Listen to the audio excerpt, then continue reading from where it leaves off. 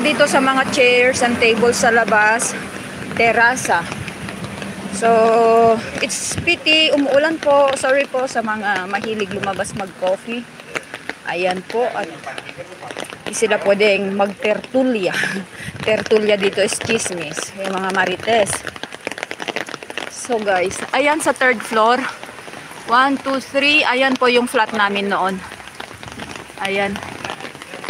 Nag-stay po kami dyan ng 6 years ni husband. So ayan. Yung first 6 years ko sa Spain. Dito po. Dito sa building na to. Ay! Ang ingay. Ay, malakas ang ulan. Ano ba to?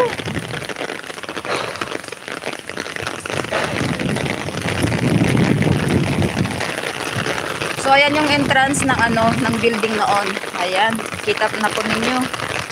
Yung entrance ng building namin noon. Naku, lakas ng ulan. Hindi naman malakas kanina. Pumasok lang si Ads, malakas na ulan. Naman kasi bunso, sinabi mo kasi na makulimlim dyan. Yung ulan yata dyan pumunta na dito, kaya ayan.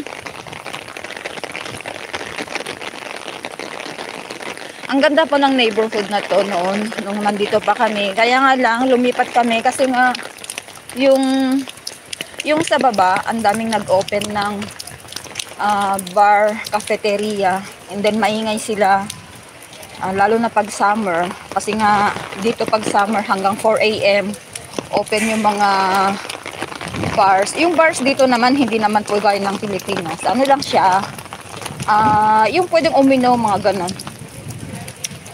So, ayun, yung mga tao, nag-i-stay sila doon. Ang ingay lang doon is yung pag nag-uusap sila, yung mga ganun. Pero maingay sila talaga. Pero walang music guys ha, kasi pag maingay, ayaw naman ng neighborhood. Yun nga lang talagang maingay sa pag maraming tao. Nakita naman ninyo yung mga tables doon, di ba? Ayun, yung mga tables. Ayan po guys. Lakas ng ulan. Ano ba to? Umikot ako tuloy kasi nga pinakita ko sa inyo yung yung building namin noon. At saka isa pa, mahal kasi yung building na yun noon nung binili namin. So nung una, lang siya, rental ba? Di-rent namin. And then after 2 years, binili namin. Pero nung nakita namin na pahirap na, binenta namin kasi at masyado siyang mahal. 20 years to pay kasi yun noon. So, binenta namin. And then, bumili kami ng mas maliit. Kasi masyadong malaki yung flat na yun. 130 square meters.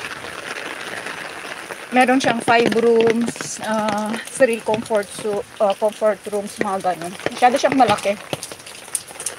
So, yung flat namin ngayon, mas maliit. 80 lang. 80 square meters yata. So, just imagine, ang liit talaga ng flat namin. Pero, it's okay naman siya. Ay my God, lumalakas talaga ang ulan. Ano ba yan? Barsha Brothers TV, mega love shout. Pasensya na po, naglalakad ako. Hindi ko po kayo mabigyan ng, ng jacket. Naglalakad po ako. Pasensya na, lakas pa naman ng ulan. Yung timing talaga akong mag-LS ngayon. Hindi naman malakas kaninang lumabas ako. Ano ba ito? Ayan, naka 14 minutes na pala tayo.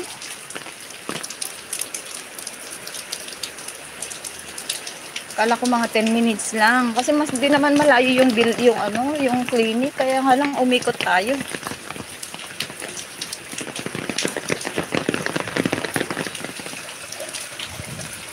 Ayan, lakas na ng ulan. Ano ba to?